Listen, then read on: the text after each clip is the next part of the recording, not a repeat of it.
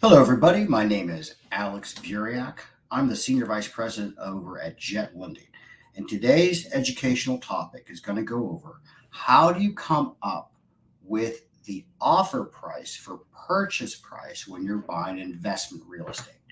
Just to kind of remind you that if you're watching this live, you can talk to me in real time, ask me questions in the comment boxes on any social media outlet that you're watching this on. So just kind of first comment I'll show you here right now is our website. So if you want to watch more educational content or get your pre-approval letters or ask us to actually analyze the deal for you, we can do it for you, okay? But today we're going to focus on the math. We're going to focus on the math of the offer, okay? And why is this so important? Well, if you've ever watched any of my other videos, you know that I keep telling you that the purchase price is the only variable in which you can control. You can't control the after repair value. The market dictates that. You can't control the renovation budget because the condition of the property and the market on cost dictates that. But purchase price is what you can dictate. And then a lot of times people are like, well, how do I come up with the purchase price? Okay. So I'm going to actually put on like a Word document, like a whiteboard, and I'm going to show you some simple equations that you can do in your head or on a piece of paper when you're at the house. So you can actually come up with a price that makes sense for your business plan. Okay. So when you're coming into Jet Lending and getting your loan, you really already know where you sit profit margin to make sure this is kind of a good kind of deal for you. Okay. So I'm going to share my screen here and let's get to business. Let's see, document. All right. So, that's not big enough. There we go. All right. And I'll make my font bigger for you so you guys can see it. Okay. First equation. All right. Simple equation. So what you're going to do is first you need to know the after repaired value. Okay. You're going to multiply that by 70%. All right. And you're going to subtract the repair number. And that there is going to give you your offer price. All right. That's equation one. That's the tip top. All right. So if you had a ARV of $100,000, we're going to multiply that by 70%. So 300 times 70% is 210. Okay. So we're going to do this. We're going to just put in front 210 is that number. All right. If your repairs for this property was 50,000, the max offer that you could buy this for would be 210 minus 50 equals, I know I could probably just do this in my head, but 160. 160 is the max you can offer for that property. Okay. And if you use this equation, it yields you 19% profit margin. Okay. And I can see what you're saying. Well, Alex, I'm buying at 70%. I'm getting this at a 30% discount.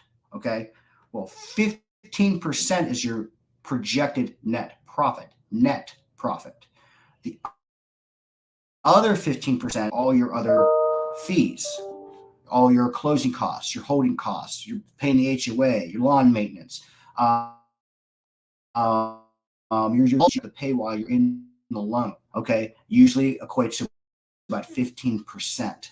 Okay. So yeah, you bought it at a 30% discount, but 15 of that's going into holding costs and other things, other different types of expenditures out, which this equation usually nets you around a 15% profit margin if you buy it this way. Okay. So we can just do one more simple equation because the last equation is a little more complicated, but it yields you a better idea of what you're doing. So if you bought this at 65%, so if you did 300,000 times 65%, that puts you at a 195 number. That's 65%. Okay. When you minus 50, that puts you at 145.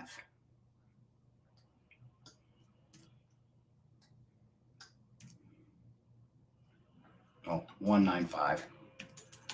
This puts you at a 145 top purchase price number. When you buy it at 65%, that usually yields you, break the suspense, 20% net profit margin.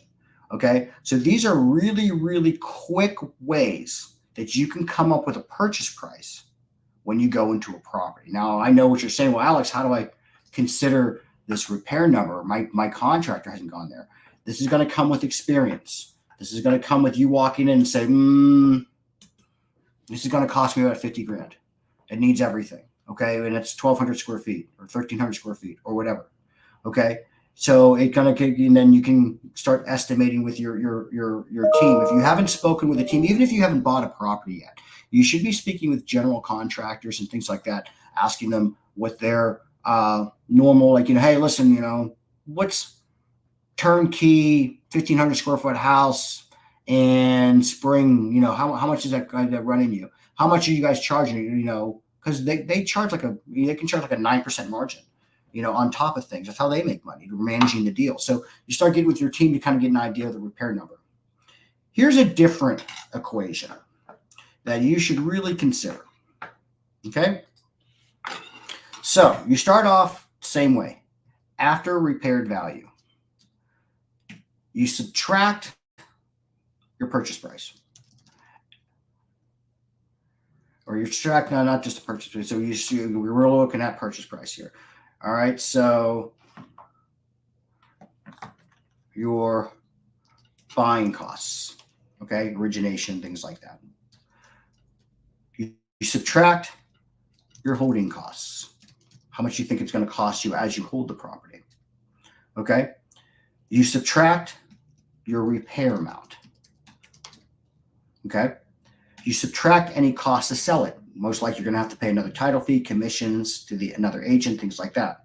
So selling costs. Or as originations, I'll do it, and let's do commissions separately. Commissions to agents. Here's the one variable that most investors forget. Your profit you want to make. So if you actually have a dollar amount in mind, this is the equation for you. Okay. And you kind of estimate on the low end a 5-month holding time, on the high end a 10-month holding time, unless you have exact data from MLS and what your projections on days on market is. We do a 5 and a 10 month. Okay. When you calculate those numbers, once you minus all that off the ARV, that's your offer. Okay. So those are 3 really simple equations that you could do when you're trying to calculate and back into an offer price. So clear this here, stop the screen. So why are we doing this? Well, as you guys may or may not have realized, that money is really not the issue in investment real estate. It's finding the property. Now you found it. And now that you have found it, you have to make your offer. And a good investor not only works on their communication skills, but they find out what problems to solve while they're there. And they know what problems they can solve on how much they can pay for something. So they make their offer and they try to get that contract signed while they're there. Now, most of the time, you're probably going to get a no. And that's okay. No means you're in negotiations. Okay.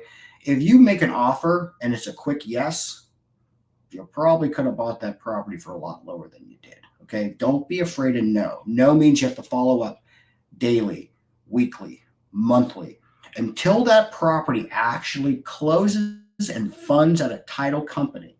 That property is for sale. Okay. Or if the person tells you never to call back again, listen to them. But other than that, your no just means that you have to follow up and you stick to your numbers. One of the things I always told my investors when they work with me to close loans was, I never want you to hear, well, I just want to do a deal. No, you don't. You would like to make money. Making money allows you to do more deals.